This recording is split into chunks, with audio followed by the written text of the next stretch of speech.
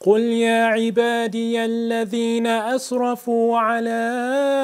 أنفسهم لا تقنطوا من رحمة الله إن الله يغفر الذنوب جميعا إنه هو الغفور الرحيم وأنيبوا إلى ربكم وأسلموا له من قبل أن يأتيكم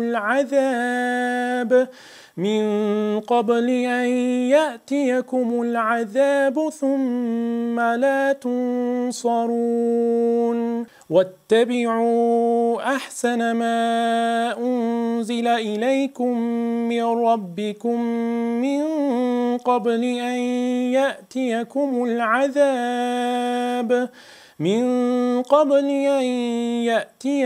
العذاب بغتة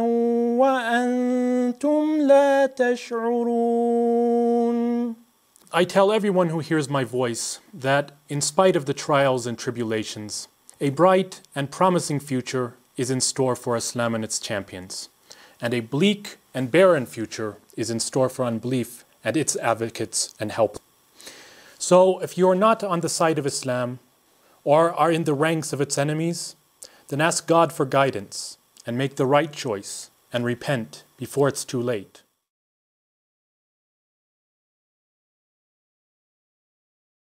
الحمد لله الذي أنزل في محكم التنزيل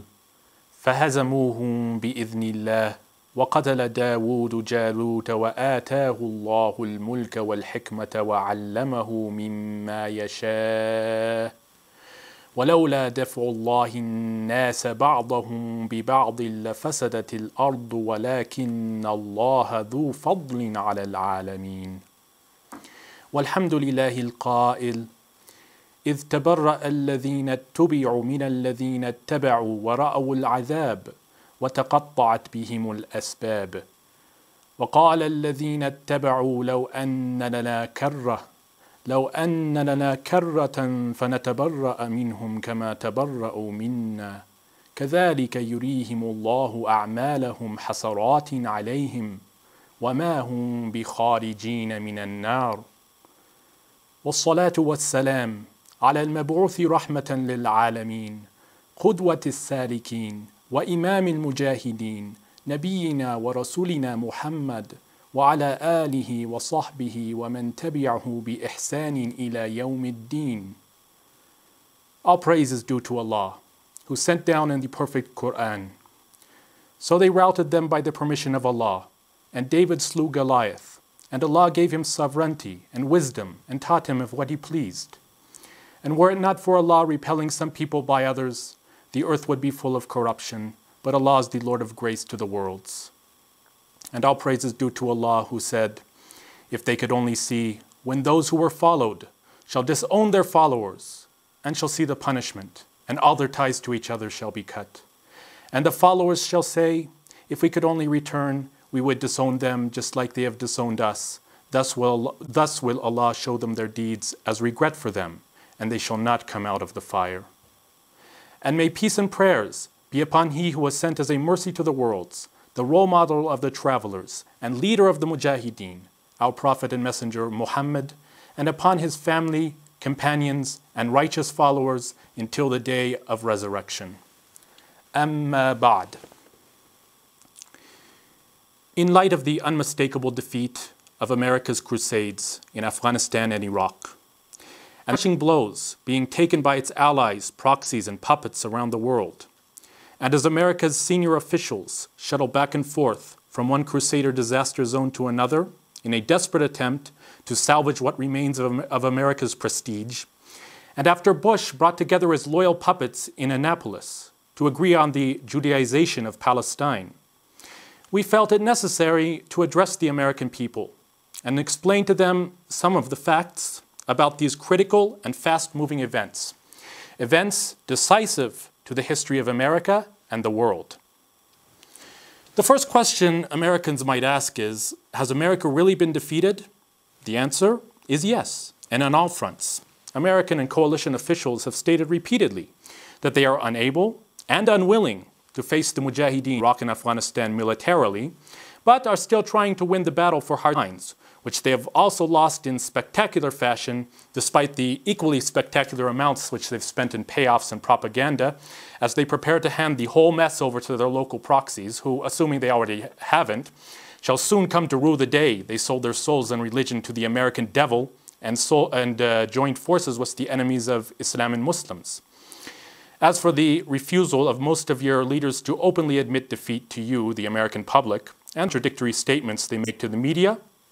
this is nothing but another example of official efforts to cover up the disaster and another example of their low opinion of your intelligence and faculties of comprehension. So, to bring you up to date and clear up some of your confusion, let's just take a brief look at the most important of these American defeats. In Iraq, defeated American generals frantically attempt to figure out how to cut and run without having to admit defeat to the American public, a topic doubtlessly forming the major part of Gates' discussions with Petraeus on December 5th. Meanwhile, American forces and their local proxies continue to suffer the heaviest of losses at the hands of the Iraqi Mujahideen, foremost among them the Islamic State of Iraq, led by the Mujahid Abu Omar al-Baghdadi, who oversees the application of Islamic Sharia and directs the jihad against the unbelievers and apostates in the areas subject to Islamic Emirate, which the Americans and their newfound friends in the so-called awakening councils and other groups of turncoats will continue to be incapable of destroying with God's help and power. In other developments, American officials quickly downplay the remarks of al-Maliki, who declared the defeat of Al-Qaeda, and not-so-Great Britain hands over control of its last province in the south. In Afghanistan,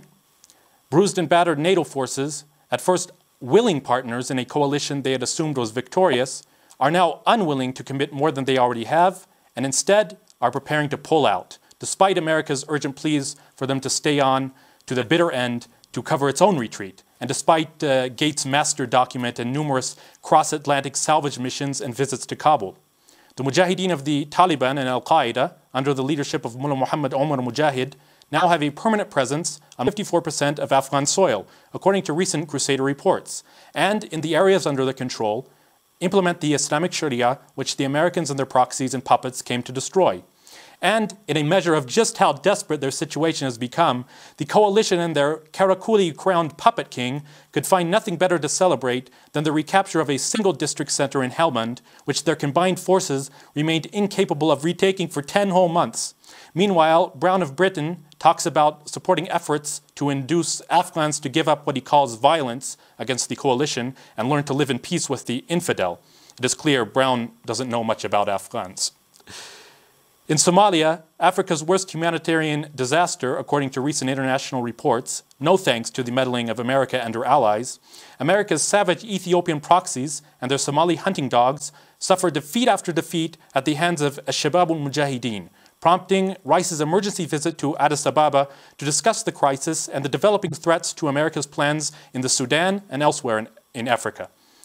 In the Islamic Maghreb, the western half of the Crusaders' African disaster zone, the Mujahideen of Qaeda al-Jihad organization continue to pound the apostate government in Algiers and its foreign backers, and the martyrdom seekers strike with ease at the symbol of the regime's unbelief, the Constitutional Court, and at the offices of the United Nations, which continues to insist on portraying itself as an impartial humanitarian organization, even as it is used by the tyrants of this world to implement their evil designs and perpetuate their aggression against the world's weak and oppressed. In Chechnya, the jihad against the forces of Muslim-killing nation destroyer Vladimir Putin and the traitor Kadyrov Jr. is in its 8th year. And despite the blockade and betrayals, the Mujahideen remain resolute and victorious with God's help and power. And in a shocking and demoralizing development for the Crusader West and a morale booster for the Muslims, the Mujahid Duko Umarov declares it open season on Muslim killers and enemies of Islam around the world, and the Crusaders await their approaching hurricane.